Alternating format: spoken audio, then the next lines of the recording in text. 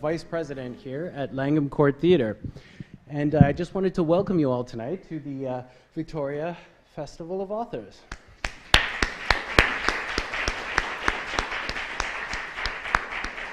I'm not going to take up your time. I'm actually going to introduce you to the moderator for the night, and she's going to take it from there. So, big round of applause for Rachel George.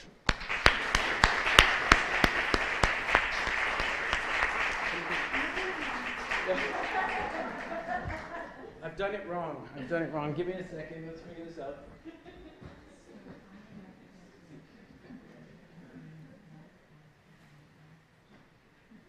Oh, fantastic. Come with me. I'm not Rachel. This is not Rachel. This is the board member from the festival. Thank you. It's always good to make a mistake right away, and then we're good. So, I'm Barbara Pellman. I'm a board member of the Victoria Festival of Authors, and welcome to Advocacy Through Story, featuring Michelle Poirier-Brown, Helen Knott, Katlia Lafferty, and Angela Starrett. The Victoria Festival of Authors and Langham Court Theatre are located on the traditional ancestral territories of the Lekwungen people, also known as the Songhees and Esquimalt nations.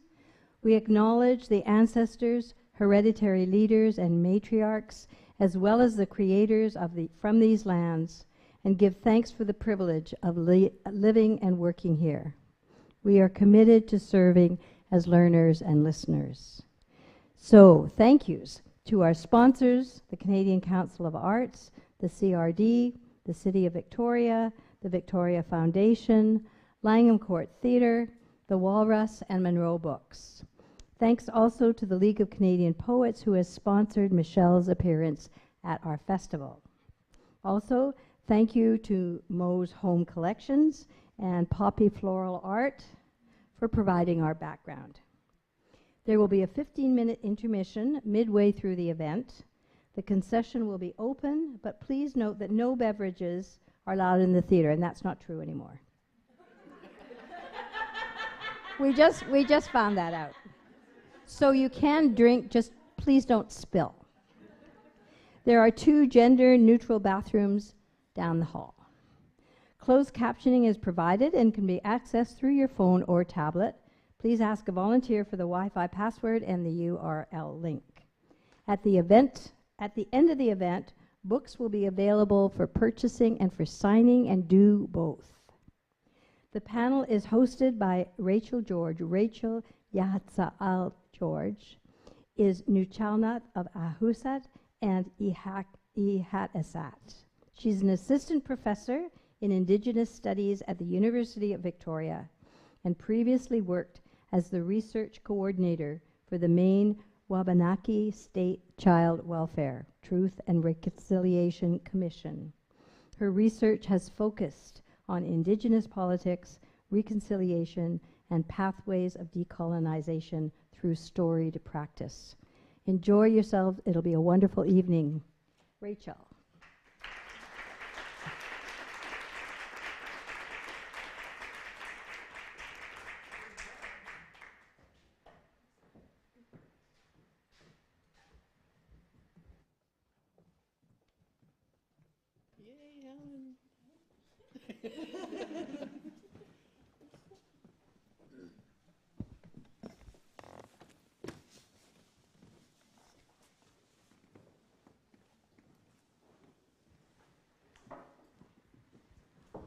Good evening, everyone.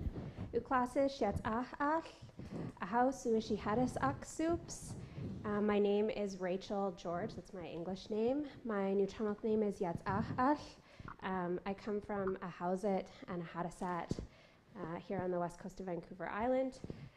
Thank you so much for the warm introduction. I'm very happy to be here with all of you today.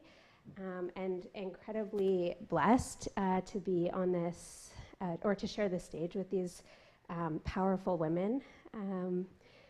Just so you have a bit of an overview of what this evening is going to look like, I'm going to invite each of these wonderful women to share a reading.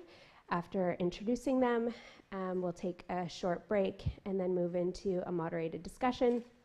And I am hoping that I can carve out some space for some audience questions in that as well. I want to express my deep thanks to the Lekwungen peoples on whose territories we are gathered today. I appreciated the pointing happening in the front row. For those of you in the back, I'm sorry you missed it. I also want to stress that this is more than just an acknowledgement of the territory that we come to, but encourage you all to reflect on what that means and what our responsibilities are as guests in this place, and not just to think about what our responsibilities are, but what actions come along with what those responsibilities are. So I just want to say klako, klako. I'm going to take a few minutes to introduce the wonderful authors here.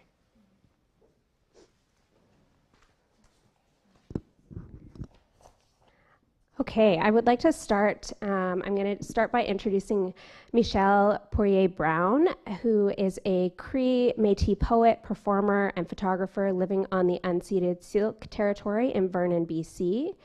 Michelle is the author of You Might Be Sorry You Read This, which was published by the University of Alberta Press in 2022. She's also the author of the Amnio Journal, which was published in the Malahat Review in 2020. And the chapbook Intimacies, published by Jack Pine Press in 2022 as well. Also of further incredible note is that in 2019, she won the Earl Burney Prize for her poem, Wake. I'd like to invite Michelle for some space to do a reading.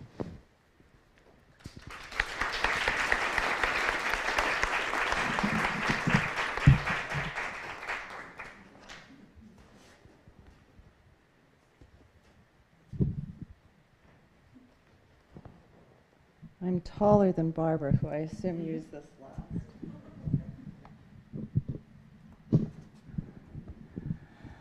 Tanse nuakumakanak egwa nitutemak. Hello, friends. Hello, relatives. Kisikagop nitisikason. I'm going to start with Wake. Wake was not the first poem I wrote, but it was the first poem I had published. Oh, hang on.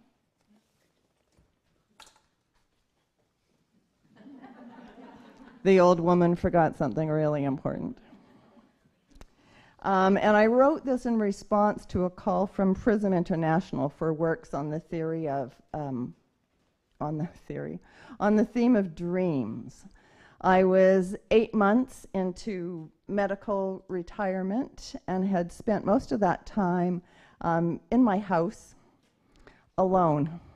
I'd acquired a new wardrobe, something suitable for a retired woman who carried binoculars when she walked in Beacon Hill Park. If you've read the book, or if you haven't, what you will learn is that I didn't know I was Indigenous until I was 38 years old. You'll also find out that the reason I thought I looked different than the kids I grew up with was because I just thought I was ugly. By the time I wrote this, I had been meditating on who I really was for 25 years. And I'd acquired a habit that before I left the house, I would put my hand on the doorknob of the front door, and I reminded myself, you are about to be that treacherous experience of being Indigenous in public. As I said, this poem is called Wake.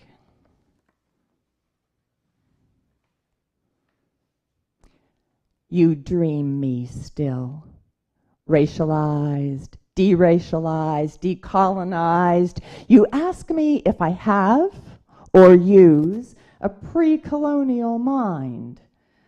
You suggest edits to my biography, tell me my stated identity doesn't exist and that you know this because you are getting a PhD in Indigenous Lit. You ask me flat out if I'm queer, if you can tick another box on the grant application. You dream we are friends and I become someone you get to say you met for tea in the village. You dream we are friends and you tell me you took oranges to the tent city because, of course, that is something I would want to know. In your dreams, I am often too much, more often not enough. Because of your dreams, you find me repellent, take a prurient interest in my childhood. Your dreams make it hard for me to wake up. I dream I am drowning. I have this dream while I'm awake. I remember the time we met on the phone, your rude awakening, when I showed up at the door. I checked my shoes to make sure they were clean, as if that had to be the problem. There was the year you told me, my daughters, it would be best if I chose a different week to rent a cabin, that my daughters were 2 children too many. You stood beside me on the riverbank as I watched the children float by in inner tubes, one of mine vibrant with excitement, the other grinning with fear. I think you dreamed I would never tell. The grief from that one dreamed me for a long while. The past is a dream that streams around me, my voice rising through it like bubbles void of vibration, their only sound an almost inaudible pop when they reach the surface. What you cannot see of me fills my lungs. Always I am waking. I turn up in strange clothes, new words in my mouth. People I no longer know smile at me as if I remember. I look for others also awake, mostly go home alone. Always I am swimming, cold and asleep, upstream, bare, dips a paw into the stream, flips me breathless against the sky. Wake, he says. Wake.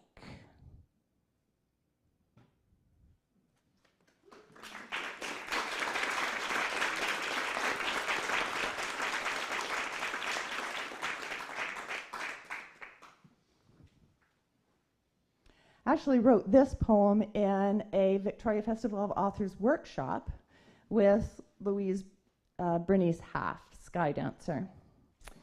And at the time, I had just spent months listening to the Neapolitan novels, those books by Elena Ferrante that begin with my brilliant friend. And the head note to this says, after listening to Elena Ferrante in translation, I listened to them on earbuds, so there was always this voice. Hillary's Huber voice lived in my ears. And as per the invitation from Louise Bernice Half, this poem has secrets in it. Some of them are my secrets. Some of them are Elena Ferrante's, and if you want to know which ones are which, you're going to have to read the books. It's called Intimacy. She whispers to me about the time she pulled a knife in the schoolyard, the man she slept with to have his friends, the tips she stole from the next table. Who would tell you these things to your face? Would I tell you I want to catch your necklace, trace my finger from your clavicle to your breast, feel the chain hurt you just the way I want it to? Who would admit not loving a child, infections,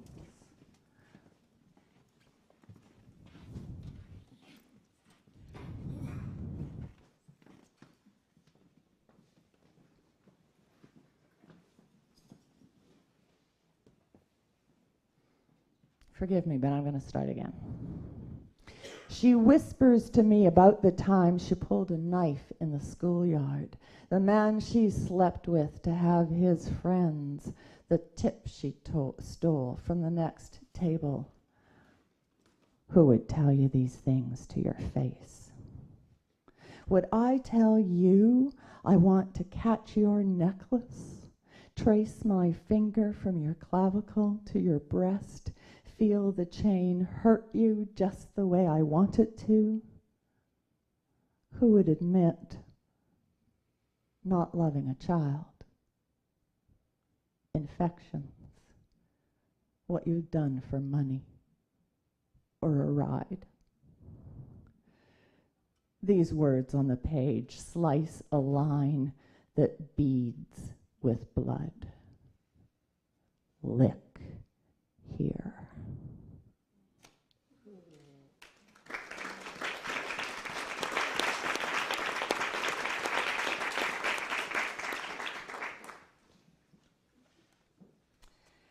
And a number of the poems in this book deal with the experience of living with complex post-traumatic stress disorder, which is the form of PTSD that you live with when you've had a traumatic childhood. This is a short poem, and I was asked to read it. It's called Effect on Her Throat. If you were first afraid when you were very little, say 4, and have been given no reason to stop, fear is your default. Lightning strike, a certain result of the perfect conditions. Ratchet tightening her spine through her gut, piercing her right eye, closing her heart as tight. Hi. Ganun kom tinwa.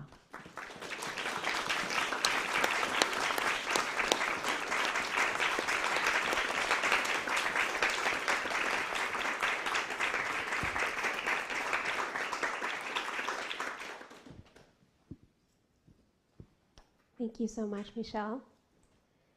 I would like to next welcome Helen Knott to share, surprise, to share a reading.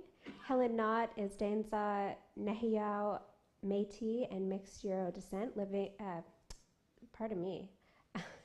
and a mixed Euro descent woman living in Fort St. John, British Columbia. Her best-selling memoir, In My Own Moccasins, wowed reviewers, award juries, and readers alike. Her second book, Becoming a Matriarch, has been an instant bestseller. The stage is yours.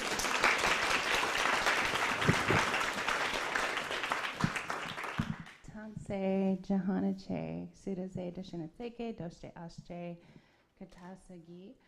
I'm really grateful to be here tonight and just to be in space with people and also other writers, because I live in the north, which is kind of a little bubble in itself. So yay, being out in the world.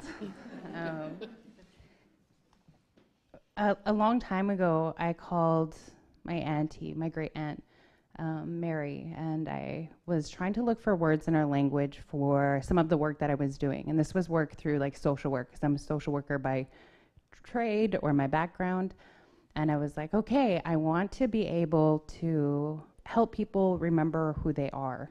And I was like, it's a process of memory or remembering versus like reclaiming or finding something outside of yourself, because all that they need to know is like right there. They're born with it.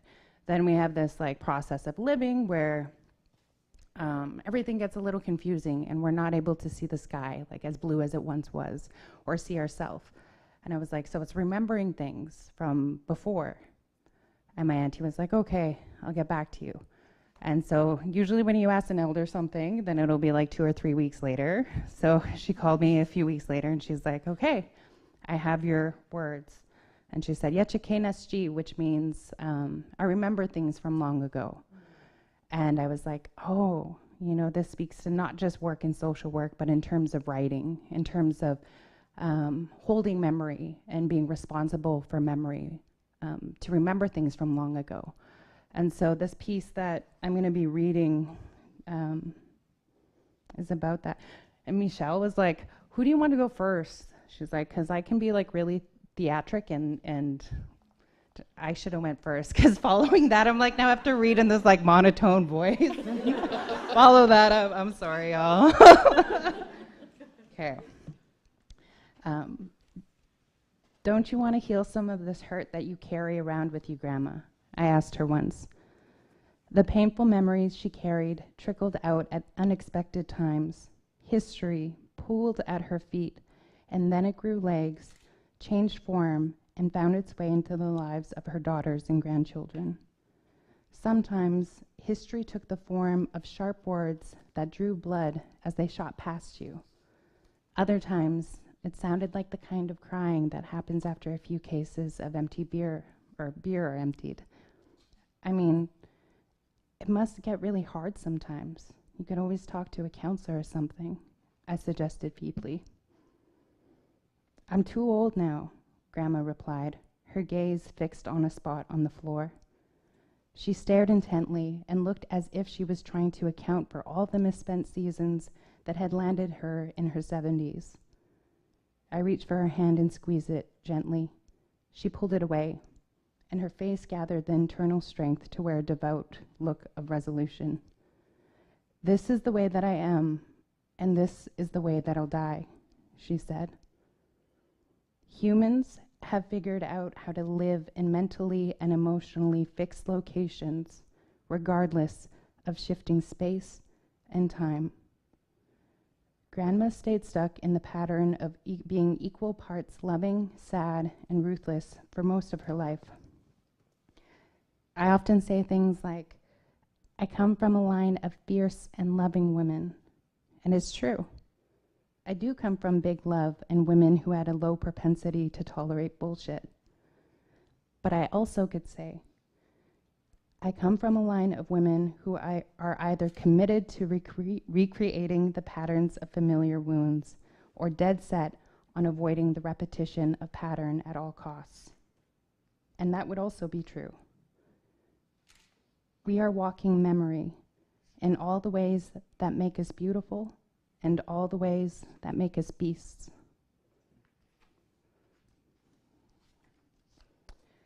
In my early 20s, we went on a vacation on a family road trip to Calgary and Banff. Wow. You really tell I'm struggling here with like my mouth? It's not wanting to word. Okay. In my early 20s, we went on a family road trip to Calgary and Banff.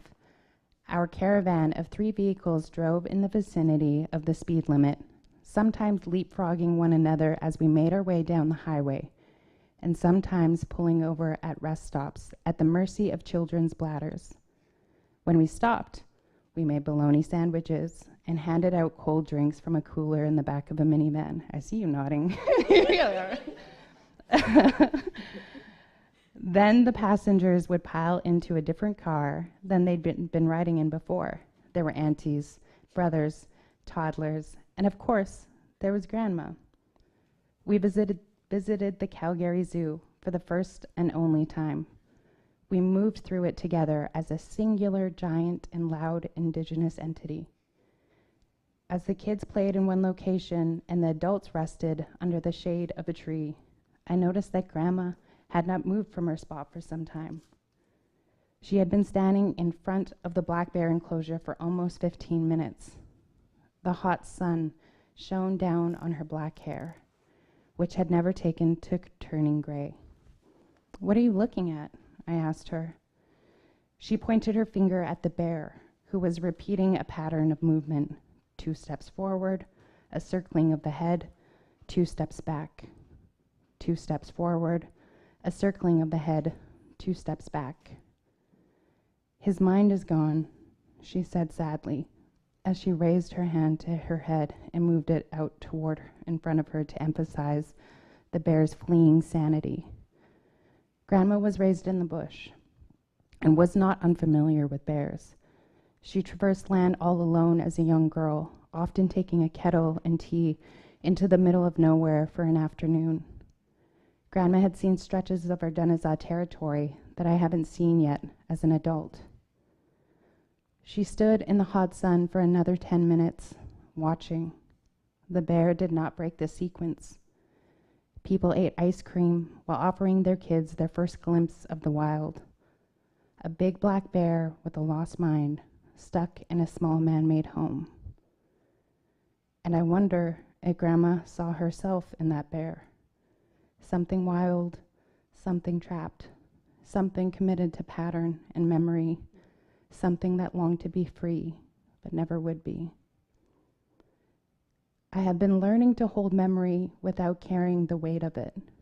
And there are days when I feel liberated and days when I wish my body was full of forgetfulness.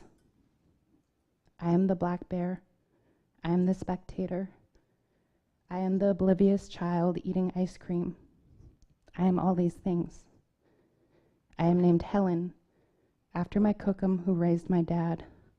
My middle name is June, after a Sioux. I carry the names of the women who came before me.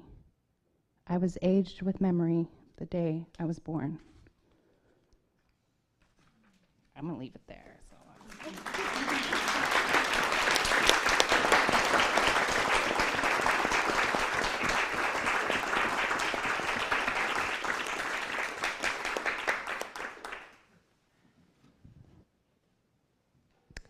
Thank you so much, Helen. I would like to give some space to Katya Lafferty. Katya Lafferty is Dene from the Northwest Territories and is currently an articling lawyer. She is the author of the memoir Northern Wildflower and 2 novels, Land, Water, Sky, about Dene legends and modern times, and This House Is Not a Home, about the northern housing system. She wrote them for her community, and they came to her through the spirit of her ancestors. She's also releasing her 4th novel in April 2024.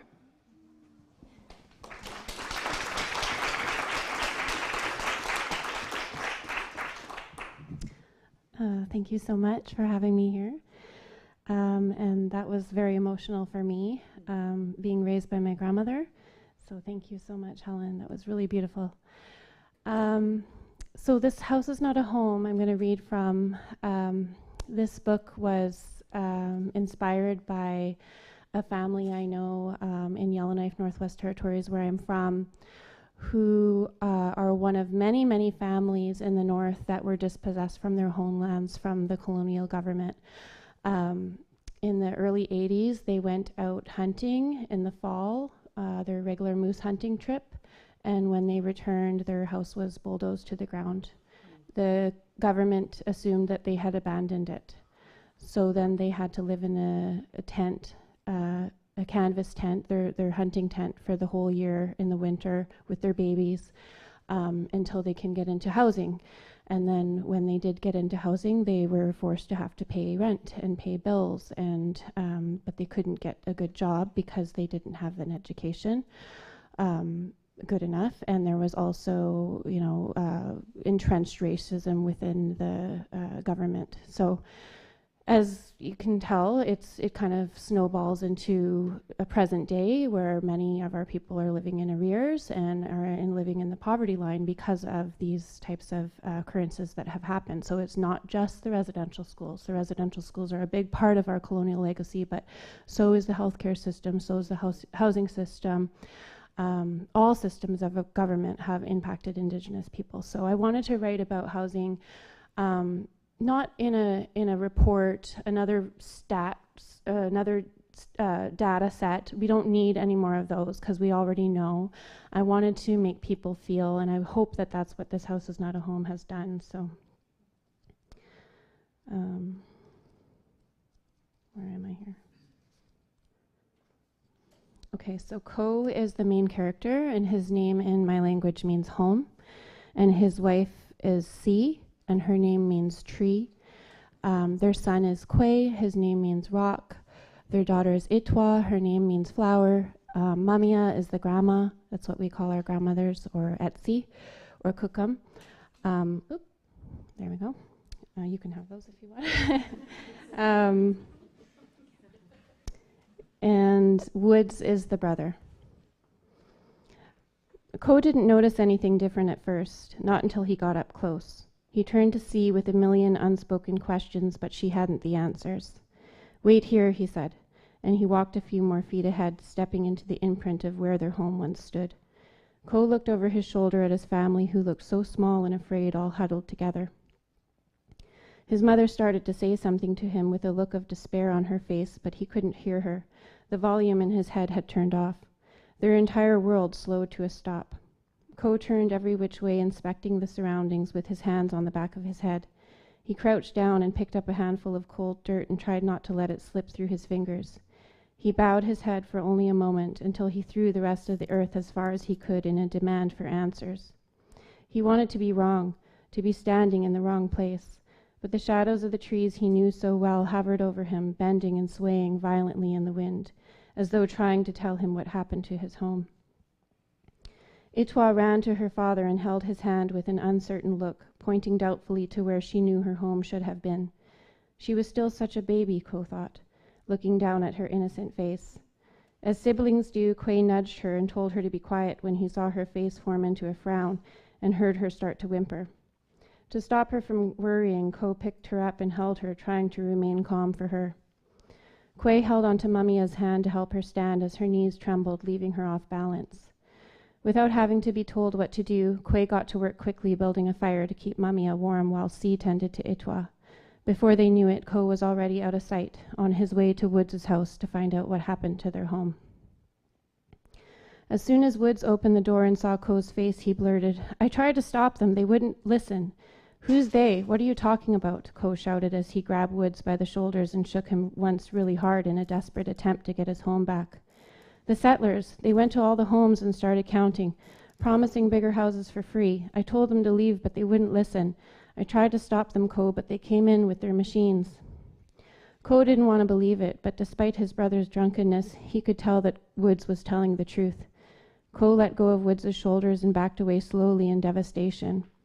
"I didn't ask for this." Ko could have lived without the townspeople's interference his entire life.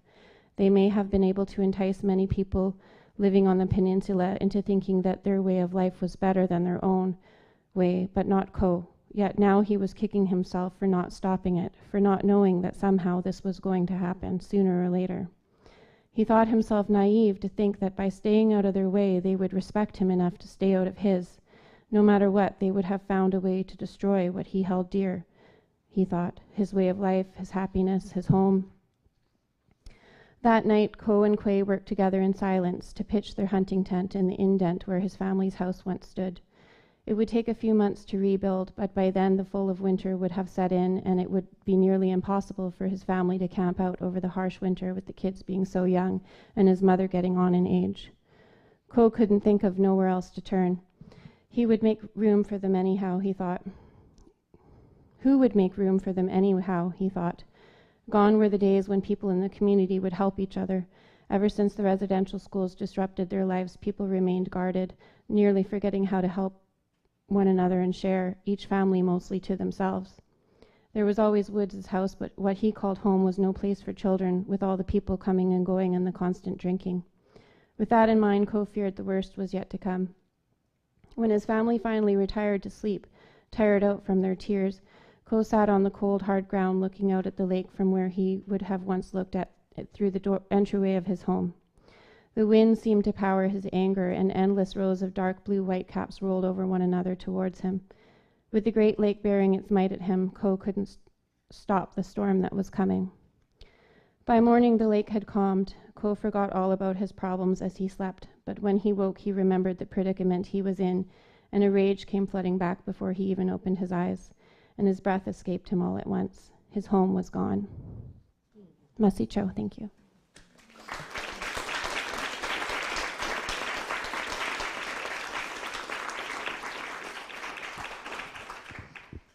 Thank you so much, Katya.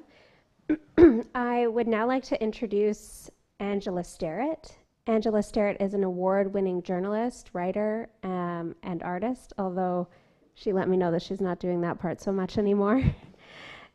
She has been a TV, radio, and digital journalist with CBC for more than 10 years, or had been previously. Also informed that that's no longer the case. She is a proud member of the Gitxsan Nation and lives on Squamish, Musqueam, and Tsleil-Waututh territories in Vancouver. Additionally, and notably, she was recently nominated for the Hillary Weston Writers' Trust Award for the Best Nonfiction Book. I would like to invite Angela to share a few words where she feels comfortable. Yeah, so always the rebel. I don't do readings. I recently talked to Jody Wilson-Raybould, and she was like, I don't do readings. And I was like, you can do that? And she's like, you can do whatever you want. And I was like, awesome. I'm not going to do readings. And she's like, yeah, don't.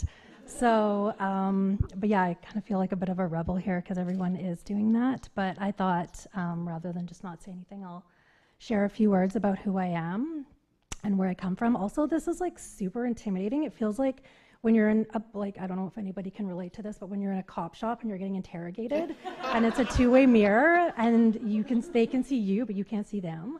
I can see like 3 rows and that's it. And like, luckily they're familiar faces. But anyways, I'm having a hard time because I'm like, I can't see anybody.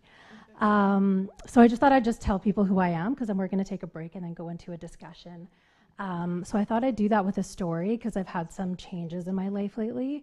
So, Simki gets gidim hanach gant couple wilksit luam godi when get asam amayuksa atun. So I was recently taking language classes. I'm reclaiming my culture and my language. I grew up in East Vancouver. Thank you.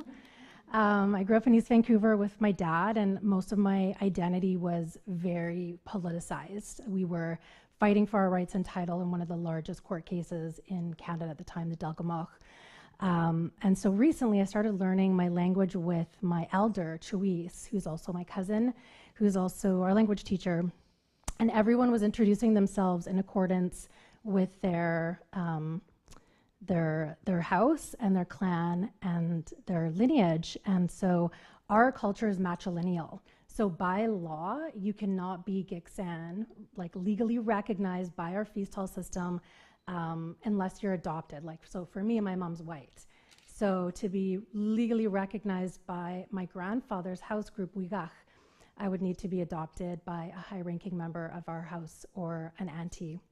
So my grandfather, Walter Sterrett, his entire young adult life, and even in his youth, people would bring him gifts. He was being groomed to be the hereditary chief of Wigach, the house of the big wings of the Lakivu, the Wolf clan. And he actually gave up his status. That's a long story. You can read about that in my book. But a process of assimilation in this country. And so anyway, so back to the story about me learning the language. So I asked Chuis, Dr. Jane Smith, like, how should I introduce myself?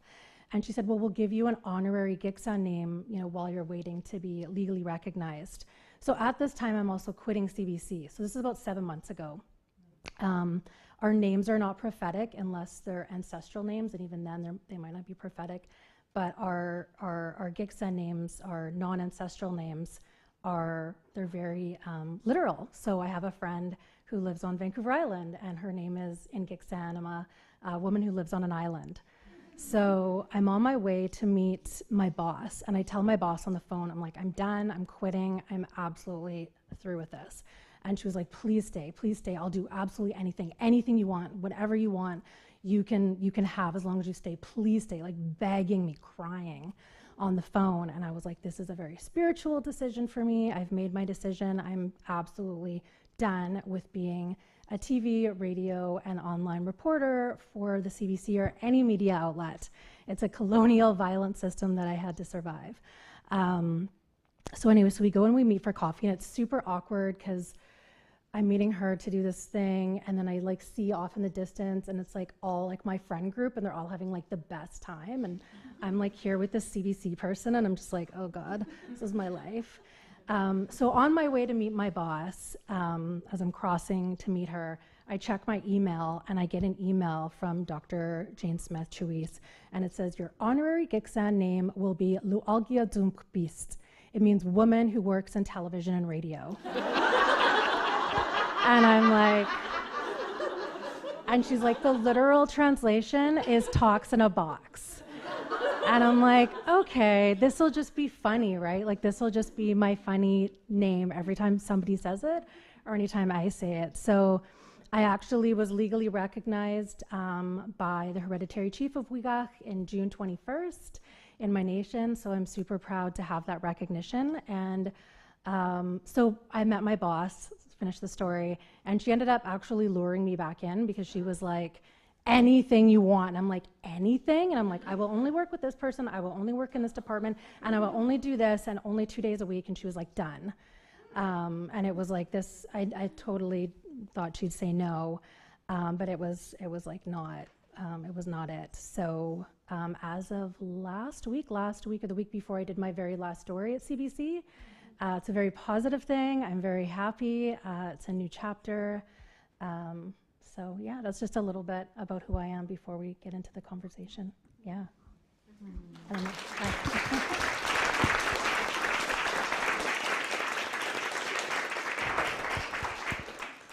Thank you so much. I appreciate the story to help kind of guide my makeshift bio. With a lot of, and this has changed, and this has also changed. This is a good comment on the ways our lives continue to flow, and the bios that we maybe wrote a few months ago are perhaps not as accurate as they are now. I want to take this moment to, I guess, kind of pause our discussion for a brief break. It felt like probably the best moment in time rather than stopping in the middle of an ongoing discussion between these wonderful women.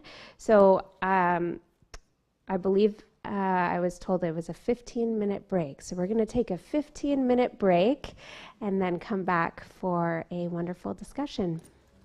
Chooch.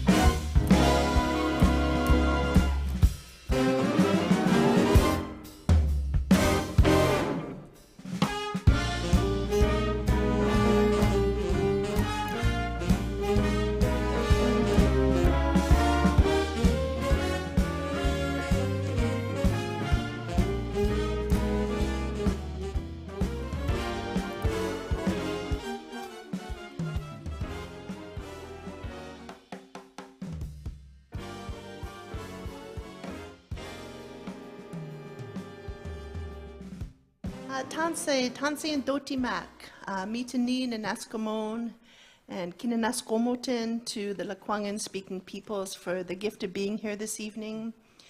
Sheila and I made a very conscious effort, or decision, I suppose I should say, not to invite somebody to come and welcome us to the territory this evening, because there's been enough heavy lifting done already by the Songhees and Esquimalt people.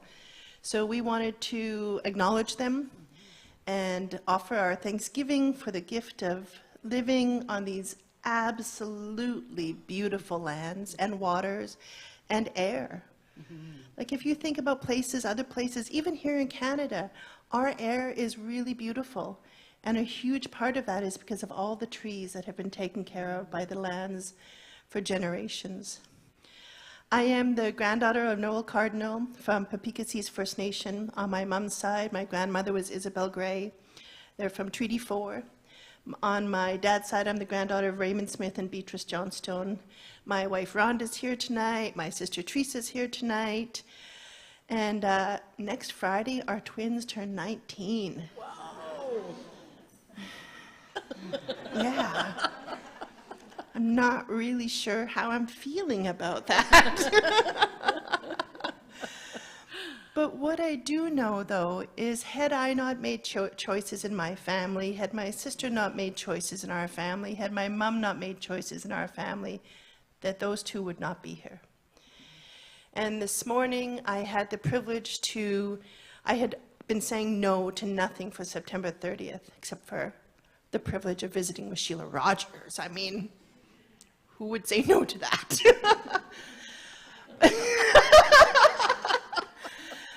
But I got this request from a school district in New York that had begun their journey as a district to unveil the truth, to talk about the truth. And so I thought, sometimes my no's have to turn into a yes. And that was one of them.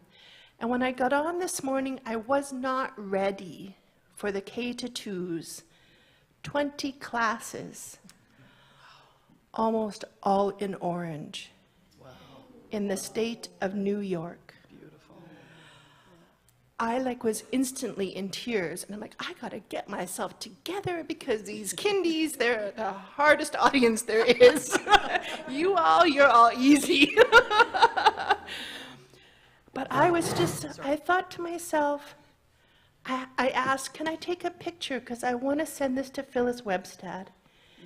Because I think about her, that her decision to share her story with us, to begin the journey for us to wear orange because of her orange shirt being taken away. You know, one of the first times she told that was in 2013 in Williams Lake, not even 10 years ago. And today my daughter and I went to the powwow and joined my sister and her family. Who else in here went to the powwow today? I saw Michelle and Maggie. It was packed. I think there was at least 7,500 people there easily, if not more. It was like awesome. You know, that goosebumpy awesome? That's how it was once I got over so many people being there. And so I wanted to share those two stories because I think about the people who have gone before us, who have told the stories, who have helped our hearts to understand the truth, and that Sheila has been one of those people since your first unveiling as a witness as part of the journey of truth and reconciliation. So I'm going to read a little bit of a bio. I could read like 8 pages of a biography for Sheila Rogers. But I'm not dead yet. Thank goodness. Over the years as a journalist on flagship programs such as Morningside, Sounds Like Canada, and This Morning, Sheila has traveled the length and breadth of this country, interviewing thousands of Canadians and collecting their stories. That's her passion, and she believes sharing our stories enlarges our understanding of each other. She is currently the host and producer of the CBC radio program, The Next Chapter. Devoted to Canadian writers and songwriters, she's received many awards for speaking publicly about her decades-long battle with depression. Sheila holds honorary doctorates, and I only listed a few of the universities here. From the University of Western Ontario, Mount Allison University in New Brunswick and Newfoundland, and Labrador's Memorial University, Carleton University, Queen's University, and the University of Manitoba, to name just a few. In 2011, Sheila was named an Officer of the Order of Canada, the country's highest civilian honor, for promoting Canada's rich culture, for her volunteer work in adult literacy, for fighting against the stigma of mental illness, and for pushing for reconciliation. She's the first ever ambassador at large for the Canadian Canoe Museum in Peterborough, and sees the canoe as a beautiful symbol of a new relationship between Indigenous and non-Indigenous people. And closer to home here in our beautiful Victoria, she's been our beloved UVic Chancellor for 7 years and is a proud member of the Métis Nation of BC. Of BC or of Victoria? Or of both? Greater Victoria. Of Greater Yeah. Victoria, thank you. Yeah, thank you. In the last few years, she's committed herself to working towards reconciliation from coast to coast to coast. She plans to devote herself to reconciliation for the rest of her life. She's proud to have been chosen as an honorary witness to the brave and essential work of the Truth and Reconciliation Commission of Canada. So I first met Sheila at the Vancouver airport. You know how people will say, "Oh, I know that voice." And what's that? I know that voice. That voice is familiar. I knew that voice. I had a self-published book at the time called Hope, Faith, and Empathy. And my friend Mary Gordon had said, "Send it to Sheila Rogers." And I'm like, "Are you kidding me? Send it to Sheila." She said, "Send it to Sheila Rogers." And you know when somebody really wise gives you advice, if you don't listen, you don't get to go back and ask for advice again. So I wanted that door to stay open. So I sent it to Sheila, got a very nice email back. And then I heard her in the Vancouver airport, and I went over, put on my big girl panties, went on over and introduced myself, and she knew who I was. She recognized the email, she recognized my name. And those moments when somebody who gets, I know you get brown envelopes every day, a lot of brown envelopes of books, for you to remember was probably one of the moments that changed the trajectory of my life. Because when we feel seen, when we feel valued, when we feel heard, things change for us. And I think that's part of the journey of truth and reconciliation. So at that time, I don't think you were an honorary witness, but you were already in that role of upholding the dignity of authors, especially Indigenous authors. So before we navigate a path forward, it's important, like really important, to think about the past. So I'd love if you shared with us, how did you become an honorary witness?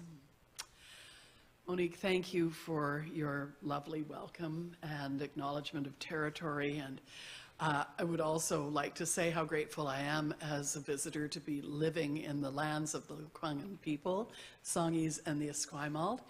And I grieve the years I grew up in Ottawa, not understanding the lands were the unceded territory of the Algonquin and Anishinaabe people. I wish I had known that as I blithely made my way through my life. I'm trying to catch up as I go. And I became an honorary witness because I have a very good friend, and her name is, at this point, Marie Wilson. This was before she was Dr. Marie Wilson, one of the 3 commissioners of the Truth and Reconciliation Commission. And before the TRC even started up, she had what she called an engagement party. And it was about being engaged with the issue of truth and the issue of reconciliation and what has to come in between. And it was a wonderful gathering of 12 women in Vancouver. We had a really lovely salmon dinner. And she passed around a stone, not this stone, but she passed around a stone and asked each of us to put a prayer for her work in the commission into the stone. and she promised to wear it in her bra every day when she was taking part, listening to survivor statements. And I do believe that she did, that she carried it with her. And I knew Marie a little bit from the CBC. She used to work at the CBC in the North. But the other thing I think that happened, I don't really know how it happened, to tell you the truth, but I hosted an event in Vancouver for the Industry Council on Aboriginal Business, and Murray Sinclair was the speaker. And Murray had come in, it was a really rainy, awful day, the rain was kind of going slant, and he said, what I wouldn't do for a coffee. So I went down to Tim Hortons and brought him the biggest coffee I could find, and I gave him the coffee. And then I introduced him. He thought that was kind of interesting. But I think he remembered the coffee, and Marie knew me from the CBC. And she wrote a letter that was stunningly beautiful about the responsibilities of a witness and how in Indigenous culture, witnesses are called upon to be the keeper of the story. And maybe you speak at the event where you are witnessing, maybe though later you stand for truth in the face of a falsehood. And no matter how high up that falsehood comes, Senator Lynn Bayak, just saying. So I committed to do that, and I really feel I have to tend to the stories as though they were flowers. I refresh myself reading. I've got a box. I have a book in my purse. My purse is a box, where I was just looking through statements of the last gathering in Ottawa of the TRC in December of 2015. And what a joyous event it was. So I like to refresh myself so that I'm replaying the conversation or the testimony and the stories as accurately as I possibly can. And it's changed my life. It's changed my life as a Canadian. It's changed my life as a human. It's changed my life as a journalist. So it's been the greatest honor I've ever had. So.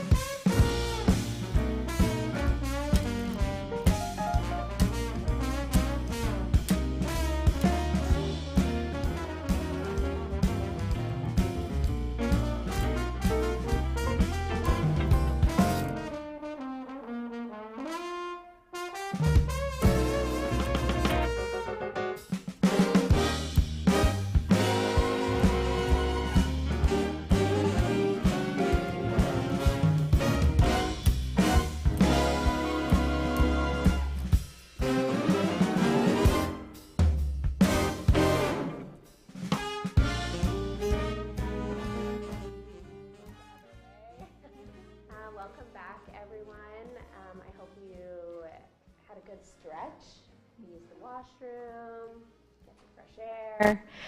Oh, and now I can hear my voice really loud. So I want to welcome everyone back.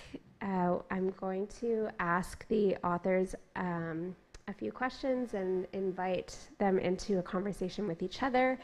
As I mentioned, towards the end of our time together, I will open the floor for some questions from the audience. As I was sitting here listening to these women share their experiences, share pieces of their writing, I was thinking about the weight of responsibility in carrying those words forward. And I had a moment thinking about something my uncle had said to me about how that anxiety that comes from like having to get and speak in front of people, or when you're embarking on a new project, when you're writing, that all of that comes from this place of wanting to carry wanting to carry that work forward in a really good way. So I actually want to open our conversation with a thought about what that responsibility means to each of you, how you think about your writing process. You have to hold this really far away. Maybe it's just my voice. So sorry, how you think about your responsibility in carrying these stories forward, carrying your words forward into the world, sharing these really powerful moments, and how you think about the weight of that. I maybe am going to start with Katya, who's directly across from me. Oh, that's a hard question, because I doubt myself. I don't want to offend people. I don't want to pan-indigenize. There's so many mistakes that we can make. We don't want to write victim from a victim narrative. A lot of our work we're trying to empower. We're trying to be relatable. And so when I'm writing, I try to keep that in mind. But there are times when we need to tell the dark truth, and then there are times when we celebrate our resilience and our strengths. And I think that's kind of what we all do in one way or another. And I just keep checking in with other writers, with my elders, with my community. Is it okay that I'm doing this? Is this okay that I'm writing about this person? Or, I'm trying to also protect people's identity. So I struggle with that a lot. Like, what we put out in the world, words can be very powerful, and they can change systems. They can change, the pen was used as a weapon by the colonial government, and so now here we are using that to our advantage, which we're very lucky we have that platform.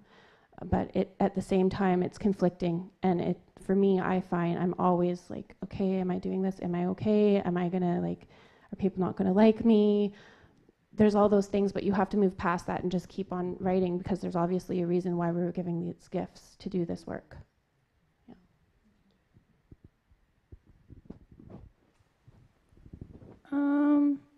My one good friend, Juanita Lindley, she had always told me, if you're not feeling nervous, then that's when you're in a space of trouble, because you're not putting forward the best work for the people. So I feel like I've recognized that, nervousness or wanting to do a good job, and knowing that that comes from a different place, that's not so much from a confident space or being able to hold that. And then I think all my life I've been growing into bigger tables, and then the table gets bigger and I'm sitting at more serious spaces. Then I feel like a little girl swinging her legs, and then I grow into that table. And a lot of the times, I've had my aunties and my mom and my grandma to role model for me what it's like to be in spaces. And so I'll stop and ask myself that question, what would my auntie do? And Like, can I, especially if it's in a place and you need to like call someone out or something gently in like a meeting. This is not in a writing space. But thinking like, hey, can I live with not saying something harmful to other people in this space? What does that look like? And understanding that my role has changed too, that I'm not a girl anymore. Like, I'm in a auntie, older role, and now I don't have my mom and my grandma, so the way that I carry myself has changed. Before, all I needed was that acknowledgement from them to be like, yes, what you're doing is good, what you're doing is right. And I could walk in the world, and nobody could tell me anything different, like that I was doing something. I'm like, my grandma said, you want to talk to her? You might have to yell at her because she can't hear, but not yell at her. Anyways. So I think there's that aspect. And in terms of writing and telling stories, for me, it's really important because I've written about a lot of like really hard topics, but coming from a healing space to make sure that I've also done that work so it's not reflected in the pages, because what I don't want to do is have like unresolved hurt and anger in that space, because I'm mindful of what ends up in somebody's hands as well.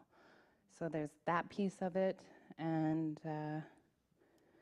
yeah, and I think in terms of what we write about and what that looks like, I've just been really coming to an understanding about this like spectrum in terms of Indigenous ways of being in the world. And some people are in that space where they're in active like mourning and anger and need things that reflect that state in terms of being an Indigenous person in a colonial world. And then also, we need spaces that reflect joy. Like, what does it mean to just like have Indigenous joy and to embody that? And like Indigenous laughter. So we need all of these things, right, in writing spaces. So, yeah, that's what I think.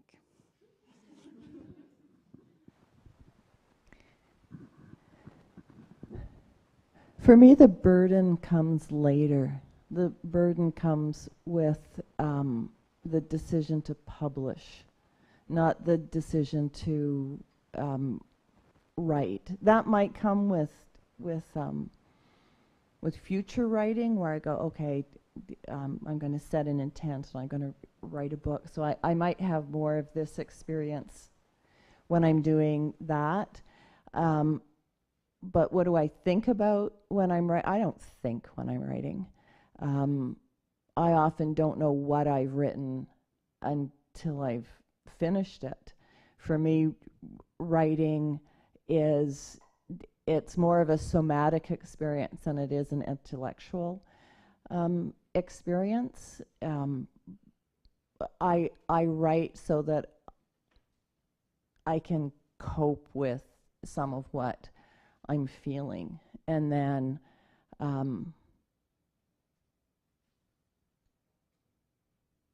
the consequences come after. I just finished a poem for a chapbook, and I said to the other, "Oh, I'm really sorry, but it looks like it's going to be one of my angry poems." And her reaction was, "Oh, great! I love your angry poems." Yeah, so it's that decision, particularly in my case, because I'm telling secrets. I'm breaking the rules. I'm actually, like, we're talking about advocacy through stories right now, so what's at stake for me?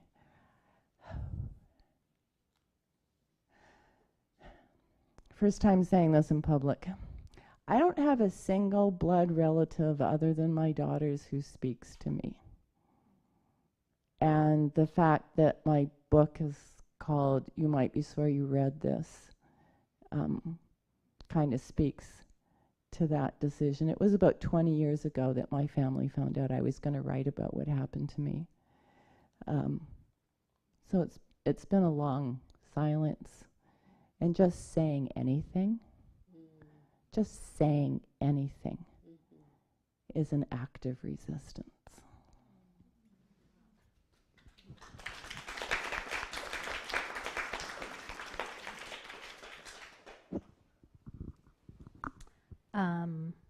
That resonates a lot with me, like in the context of missing and murdered Indigenous women and girls, right? It's always like no more silence, but also in the context of being Indigenous in a country that has gaslit us for, you know, hundreds of years in some cases, that speaking out and speaking truth to power is sort of everything for me. And I do speak to a lot of people in my family, but I was always the weirdo, like, you know, on my mom's side and on my dad's side. And I think they call us cycle breakers now, right?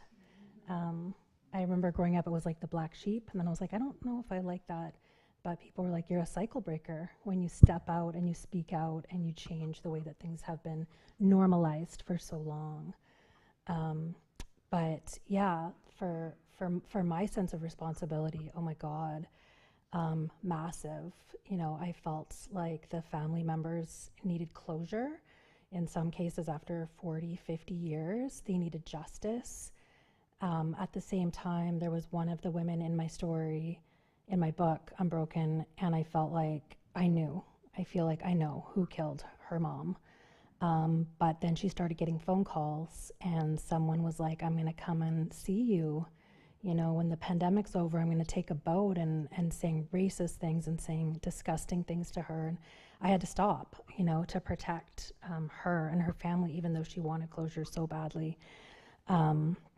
The sense of responsibility, you know, to my culture. I'm so lucky that my uncles have written books about our culture, but like making sure to get that right was so important, such a huge responsibility. Like, you know, you don't want to be getting that wrong, right, in front of your people. Like, it's like the most embarrassing thing that could ever happen. And at the same time, saying that, you know, people always ask me, like, are your elders so hard on you? And I say, no, like, my elders are so kind and so giving and so generous. And when I go back home, they're like, it's okay. You'll make mistakes when you're learning the language, but you'll get it. You'll pick it up. You'll keep on going and you'll learn. And there's just such like the kind of auntie, the kind of elder that I want to be when I grow up. When I become an elder. Obviously, I'm, not a young person anymore, but there's a responsibility in terms of like how, you know, the next generation sees me and sees the culture and sees our people.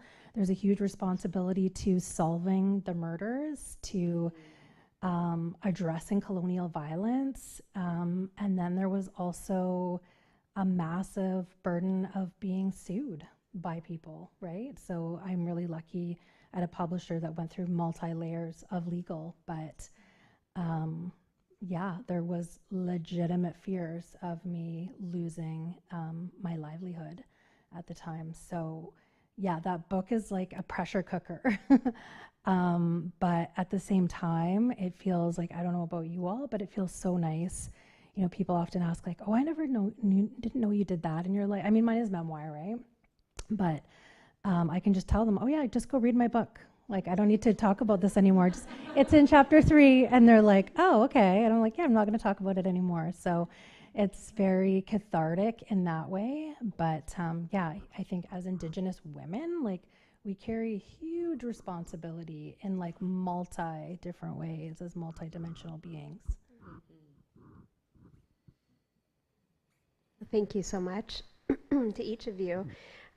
What I heard in your responses, but also what I took away from each of your pieces, is this vital importance of truth-telling, and also that deep connection to truth-telling and empowerment. And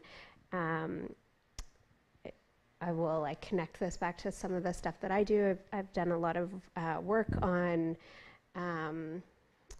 like truth and reconciliation commissions, the process of reconciliation, and when you are like staring at that stuff and you want so badly to be past this point of like, we need to really spend a lot of time actually talking about what has happened, and move to the point of change. I think what all of your pieces illuminated for me is that continued need to shed light on what has happened, but also to push it past and to really to have that grounded in a place of empowerment. And I'm wondering if you might reflect on how that process unfolded for you, and like how you have thought about the ways you are maybe empowering yourself in writing, but also empowering other Indigenous people through that as well. Open to whoever would like to speak first.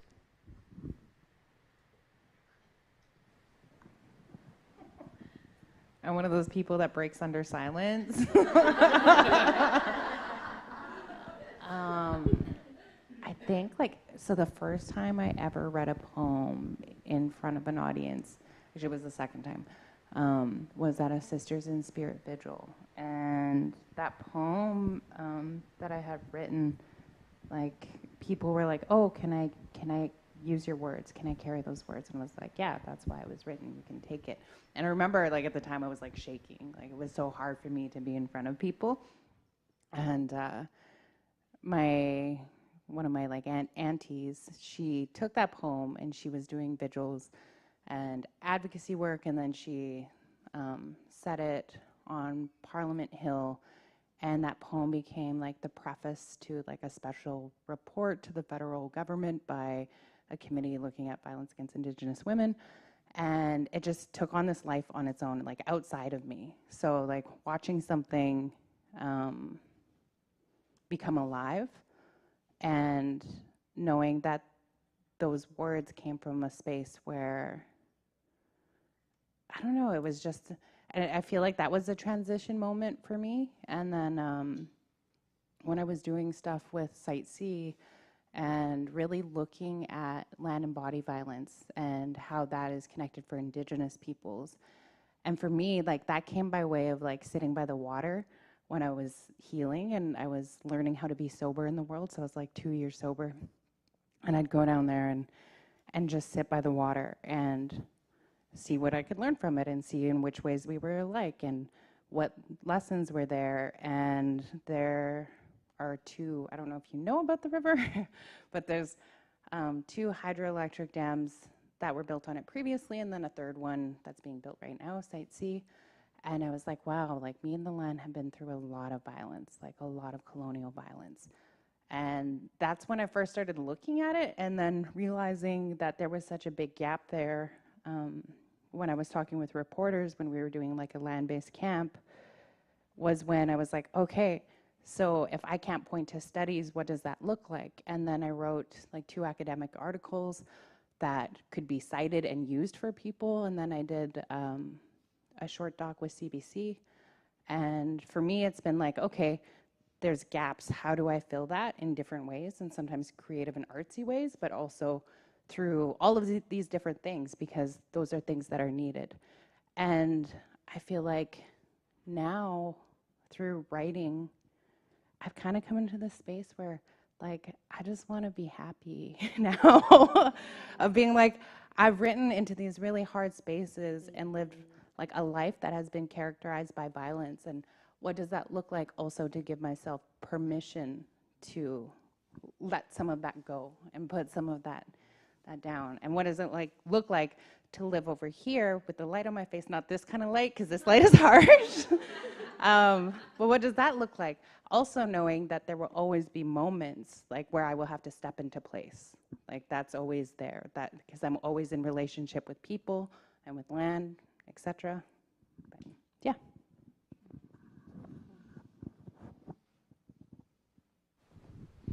Well, again, I feel really behind these women, and to catch up to these women, I'm going to have to run really fast.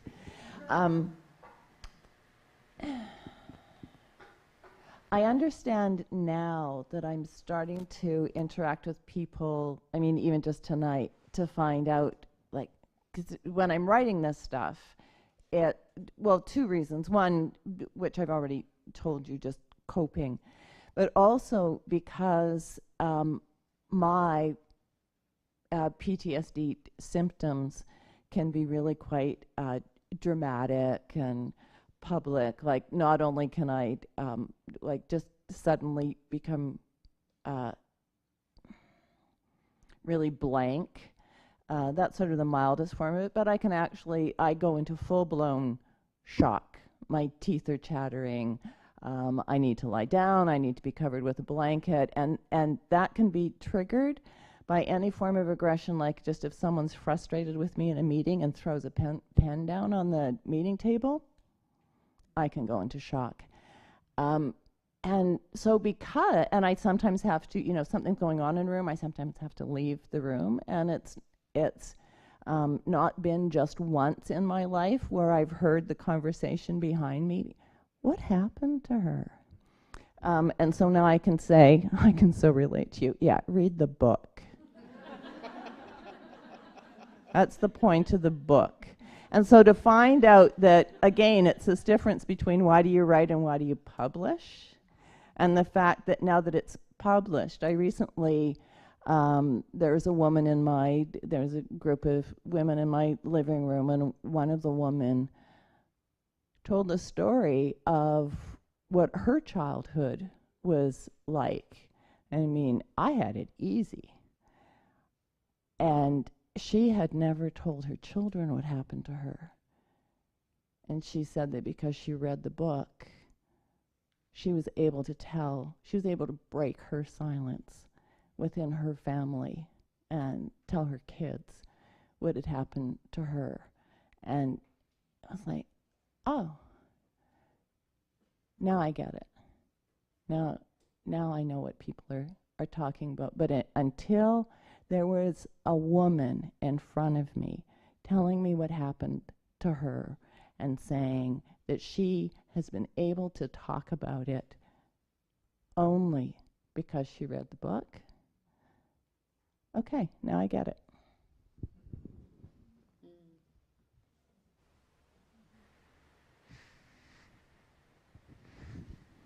I mean, I can just add to that. I think that we need to have these conversations. We don't have these conversations enough in our schools, and so that's why I do what I do. I want to open up those hard to talk about subjects.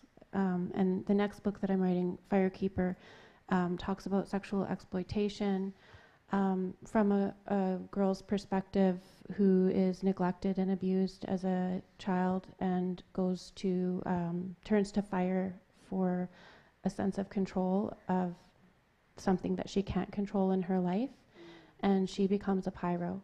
And through that, fire can be very destructive, but it can also be healing. And so she also goes to the water for healing. So it's a sort of a healing journey, but you can't pinpoint who she is. You can't put her in a box. You can't categorize her. There's no stereotype. There's no judgment. And that's, I think, what's really important, that we don't just say, oh, she's just another Indigenous girl that has lost her way or any of that. Like, just getting rid of those stereotypes of who we are. And so I think that that's why I do it. I just really want to open up those conversations that we're not having enough.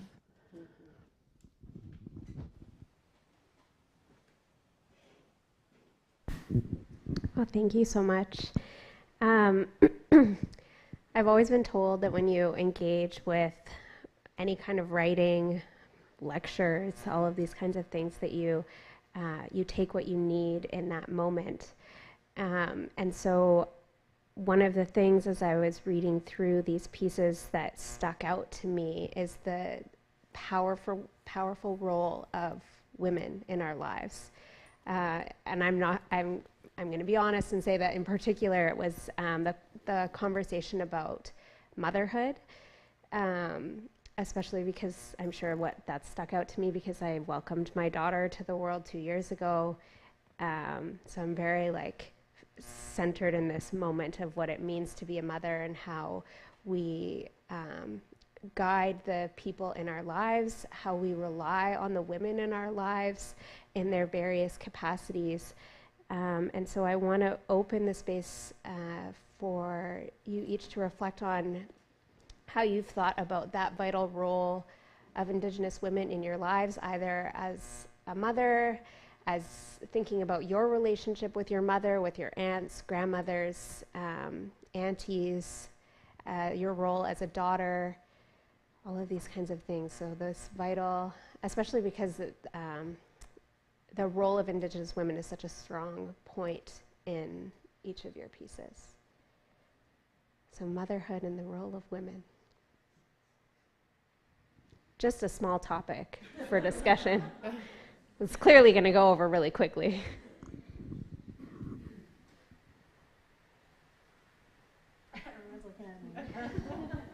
I don't know. I've been rethinking what that means. I think when I grew up, I was like a Native youth activist, like teenager, rebelling against everything, and it was always like you're a life giver. And even my friend Natanis Desjardins did a whole documentary giving birth, and we were all in like camouflage, and it was a huge part of our identity as women. And as time has gone on, and I'm thinking about different genders giving birth and different ways of viewing motherhood, I think that's like identifying as a life giver is not it anymore. Like I've really had to learn about that, through my son. And when he was 9, he was like, "Mom, like you're so old school. There's 78 genders," and I was like, "Wow, like, wow, I am really out of touch," And kind of going back to your original question about joy, there was a question that came from a young person last night or the night before in Salt Spring who was like, can you relate as an Indigenous woman to trans struggles right now? And it brought me back to that, looking at all of those different identities. And a lot of those identities are really about dreaming and imagination and looking at things through a non-colonial, non-reactive lens, but really looking at like Indigenous futurisms, right? And if our ancestors, were here today, what would their lives look like, right? And thinking about culture as transformative and powerful in so many different ways. And so I know that doesn't answer your question about motherhood, but I struggle with that. And I think kind of the way that I grew up too, like I was a construction worker, like I am more of like a dad in a sense too. I had half a shaved head most of my time growing up as a young person. Like I really was defying gender roles at a time when it was like absolutely not acceptable, and I got beat up for that. And so I don't know about you all, but like when people are like motherhood, I mean, that's a huge part of my life,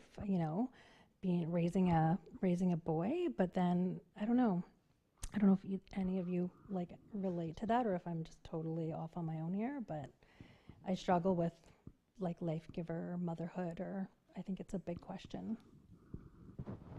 I should maybe thank you, Angela, for your words, which are calling me to reflect on maybe how I phrased my question, that motherhood is one piece of that, but it's not the central focus. And actually what I should have stressed a bit better is perhaps the way that Indigenous women come into spaces in support of one another and call each other to joy. And that we also, I agree, we need to think about all of the things you read.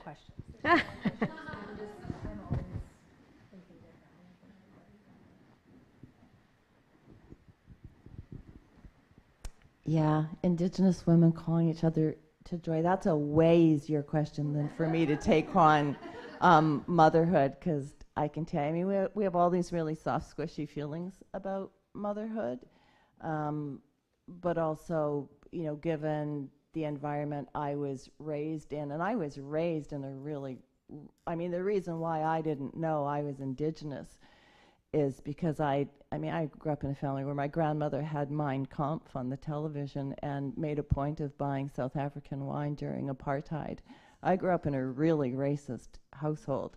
So, like, that's the kind of environment that these women can tap into. I've had to create through a family of choice. And that woman that was sitting in my living room recently, it was because I belong to a circle of 7 women who, in the pandemic, started meeting once a week for a women's circle. And we met each other face to face for the first time in the middle of August in my home. I had 6 women in my house. My daughter is one of those women. The elder that holds the space for us, her daughter was there. There was a woman from down by Advocacy. There was a woman from the Coppell Valley. And there was a woman from Pittsburgh, Pennsylvania, who came. And those are my sisters.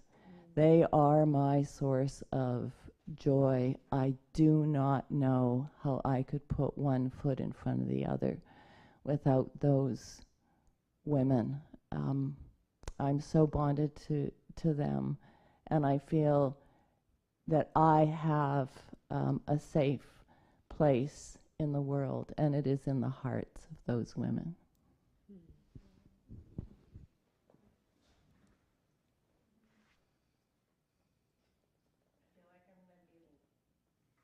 Is this? Oh. They said when we were downstairs in the green room, they're like, don't pick up the mic and say, is this on? And I was like, I'm going to do that. So, I feel like I'm going to be in the bathtub later and like still reflecting on this discussion and thinking about it. When I think about, my mom and my grandma and the lives that they had lived, like, it comes with an understanding of like the absence of choice, being from the era and the time that they grew up in.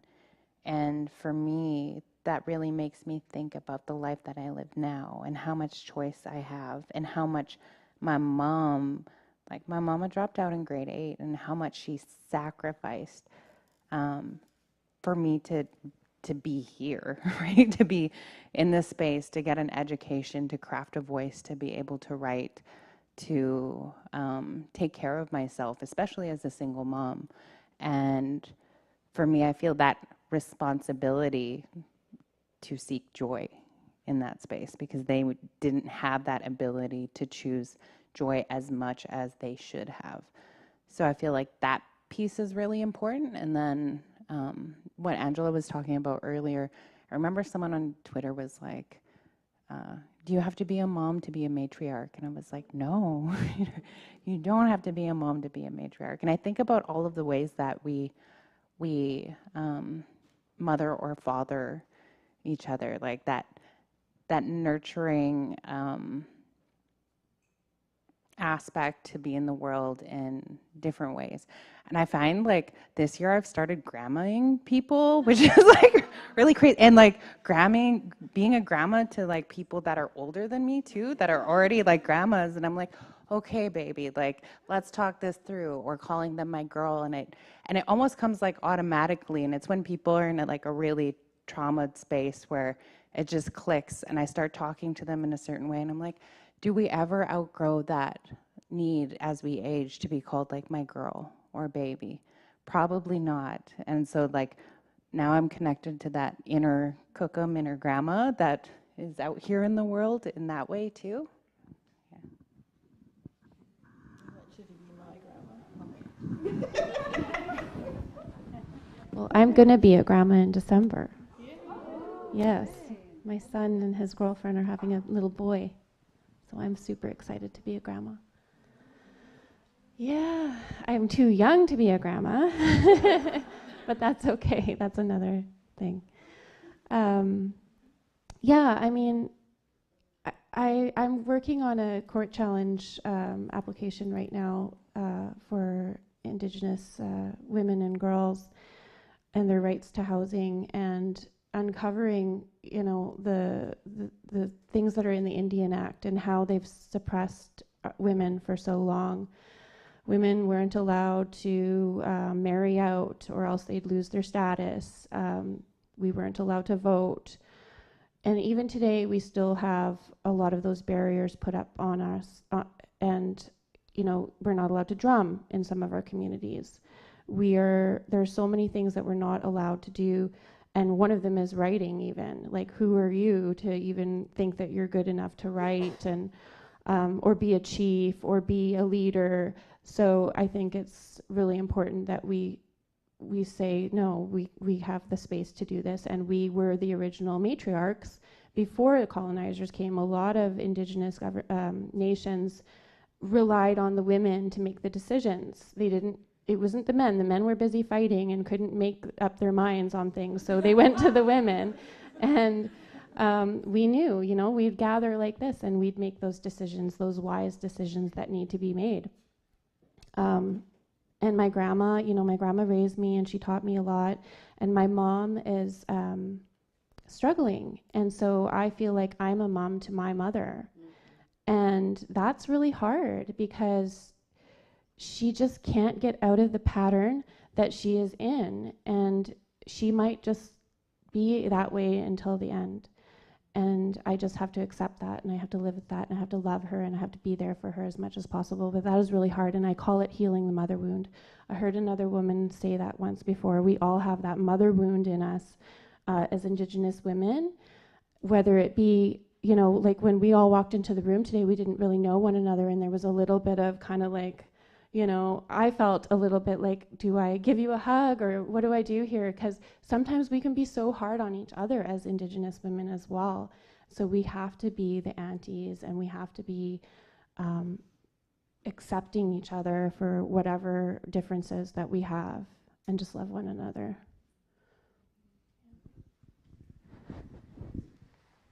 Thank you all. I have one more question that I'd like to ask before I open up the floor. It's almost like I gave Angela my notes and shared what I was thinking I was going to ask, because when she mentioned dreaming, I have it in like huge bold letters about how I wanted to pose this question about dreaming, and not just dreams as this path of knowledge that comes to us, but also dreams as carrying this kind of hopeful capacity.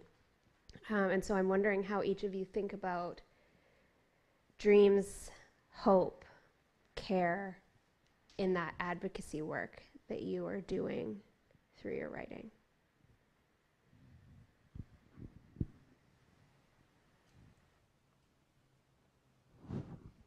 I mean, first of all, I'll say, like, I like broke my finger quadding, and so I feel bad when I walked in. Everyone's like going to shake my hand, and I'm like, no.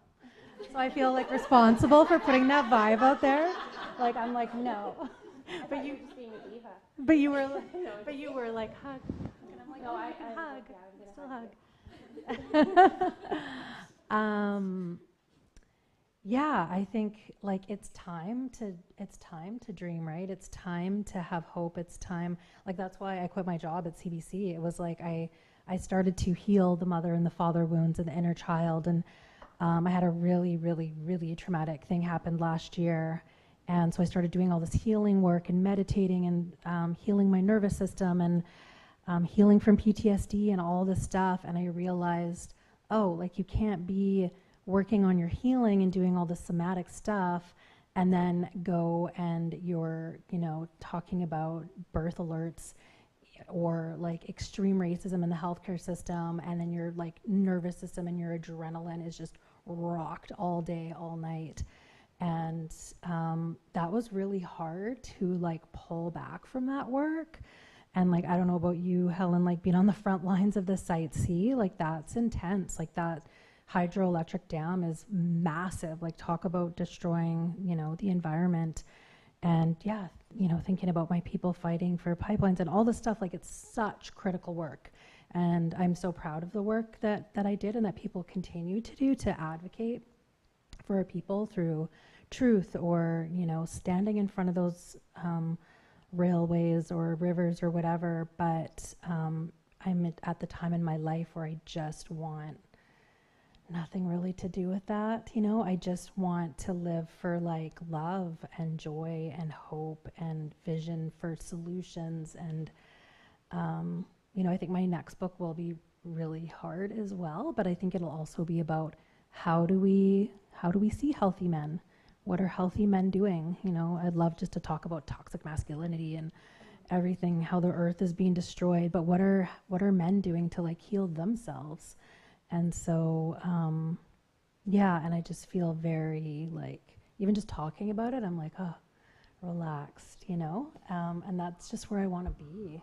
And that's extremely different than where I was 7 months ago. Yep.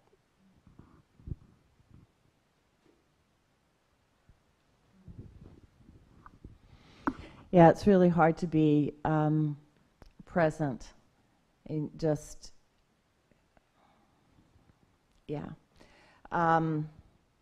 and in fact, the women's circle that I spoke about, that's one of the main undertakings that we have is finding a way to be present to the horrifying aspects of life and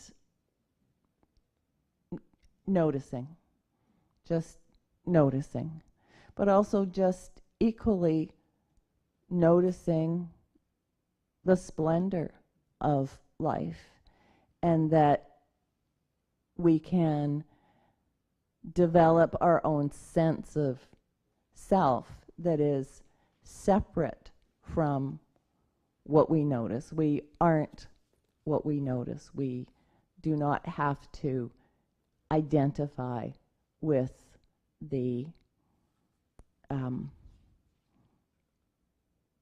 horrors, but in a similar way, it's equally healthy to not identify with the exquisite parts of life in thinking that it always has to be that way. That is as elusive as the horribleness, and we recenter on every Sunday morning. We get together and we recenter on that and go, yeah, I am something separate from that. That is not me.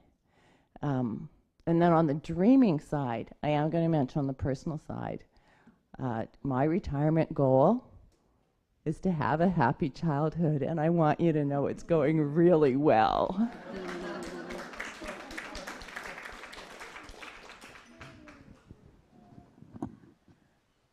I'm going to stop picking up the mic after you. I love that. I love that your childhood is going well, too. That's amazing. We're talking so much about like healing work, right? Because when you're in hard spaces talking about hard things, it's hard.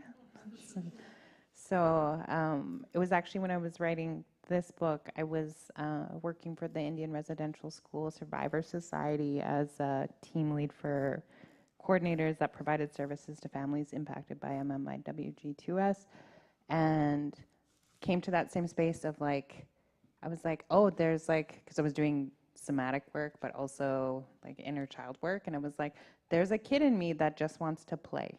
There's a kid in me that just wants to like have the childhood that she didn't get to have. And that's when I made the choice to leave that position. And that wasn't without a lot of like guilt and seeking permission from myself and looking at what does that mean and how can I be in the world in a new way, and what does it mean to be, an Indigenous woman in this space. And my one girlfriend was like, so often we're applauded for like carrying our communities and our families on our back and giving everything. And that's how I grew up, is like my mom and my grandma existed for everyone else but themselves. And so it felt also very selfish to be like, okay, can I have some of my life for me? What does that look like? And I find in this like, in this space like of of dreaming, essentially. Like I'm just learning to be curious of like, oh, well, what's over here? Let's be curious about this. Can I do this? Can I write this way? Can I figure this out? And it's exciting to have that curiosity and to follow wherever it leads me. And earlier on, I was talking about that like spectrum of like being. And I've learned through like advocacy work and everything that I'm replaceable. That if I step out of space, there is someone else that will step into that space. And we're all at different points in our journey. So knowing that there's other young women or young men or young Indigenous people that will step into those roles in those spaces, like I'm not irreplaceable in that sense. And I've learned to take myself less seriously through that, through learning that. And yeah, so being less serious with that silence, because I don't know what I'm saying anymore. That's it. How much time do we got left? Before questions. Oh, I'm not going to go on, but no, I wouldn't be here if I didn't dream and dream big. You know, we have to dream big. And 5 years ago, I wouldn't have ever imagined myself here because I was drinking. And so I quit drinking, and all of a sudden I had clarity and I had the ability to write again. I took writing seriously and went to law school somehow. And now here and sometimes I don't even, I'm like, okay, wow, I'm actually a writer and people read my books, and it's really surreal. It's astonishing, actually, sometimes when I sit down and think about it. But also with dreams, with the Dene people, I think we really place a lot of power in our dreams. We really have a lot of belief there. And for me, every time I have a dream, I try to like interpret it. And so what does this mean for what I'm going through right now in my life, in the subconscious world or wherever that may be in the spiritual realm. And then sometimes I'll even dream 6 months, a year from now that I'm somewhere. It's usually a location. And then when I get there, I'm like, oh, I was already here. Like we were actually just in Venice, my daughter and I. Never thought in a million years I'd be able to go to Venice. But there we were in May in Venice on the Rialto Bridge. And I knew that there was a store there with a jewelry, with a necklace, a beaded necklace that I bought for my mom. And so I'm like, okay, I've been here. And it doesn't really shock me anymore. But I think because when you're in line with where you're supposed to be going, those dreams will come to you and they'll become even more and more powerful as you kind of awaken and listen to that. And then also, I think I'm reading this book from the 17th century. A priest went into our communities and gathered stories from our elders.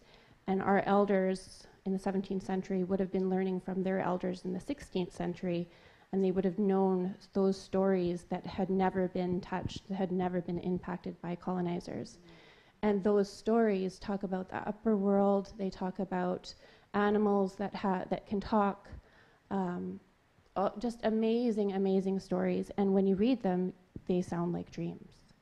So it's really, really powerful, and it's sad that our Indigenous stories have been lost through colonization, but they're still there, they're still around. We just have to really dig for them and talk to our elders and things like that. So. Thank you each so much for your responses to also my slightly meandering questions. We have about 5 minutes left, so I'm going to ask for one pressing question from the audience. The most pressing, so nominate amongst yourselves. I'm going to try not to trip down these stairs.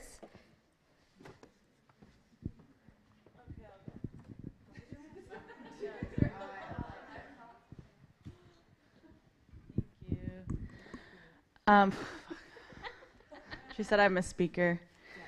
I don't actually have a question. I just had a thought that kind of was really loud. And I've known Jessica since preschool, and we went to high school together, and we had opportunity to have First Nations English in high school, but we read only male Indigenous authors.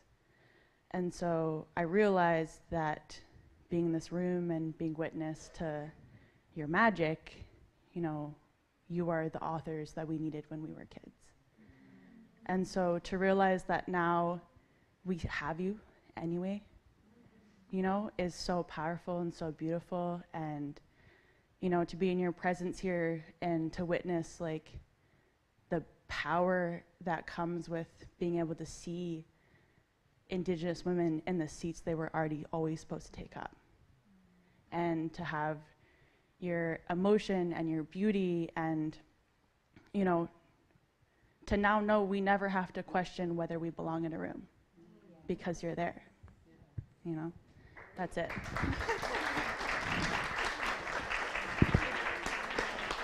Can you please be at every single event that I ever go to? I will be forever hyped.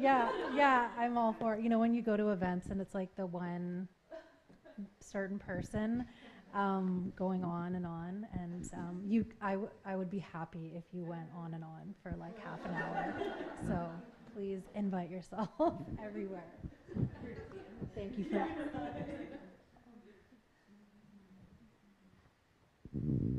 Okay, thank you all for using your listening ears today. Thank you, Angela, Michelle, Helen, Katya, for your amazing words, for your willingness to engage in these conversations, for being here. I'm going to invite Barbara to come back, who has a few closing words to say. Chooch, kleko, kleko.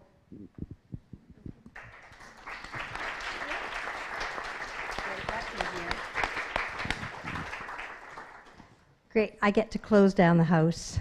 So thank you so much to Angela and Rachel and Michelle and Helen and Katlia, and to the audience for being here. It was just a marvelous night and so much learned and felt, and that was really great.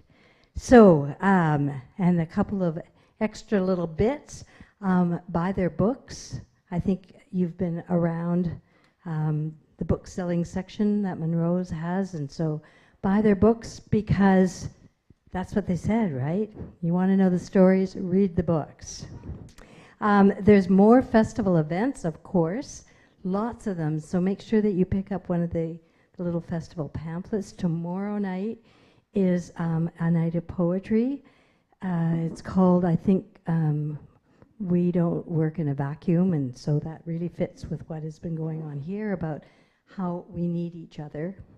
And so that should be a wonderful, wonderful night. And more events, there's the poetry walks, there's more talks. Catch them all, be there with all of them. Also, so this is also the little plunge for money. If you can support the festival in another way, follow us on Facebook and Instagram, talk to your friends, encourage your friends to attend. Come. Put in a tax-deductible donation to the Victoria Festival of Arts authors so that we can continue onwards and bring these marvelous writers to you. So thank you all for coming tonight, and see you soon.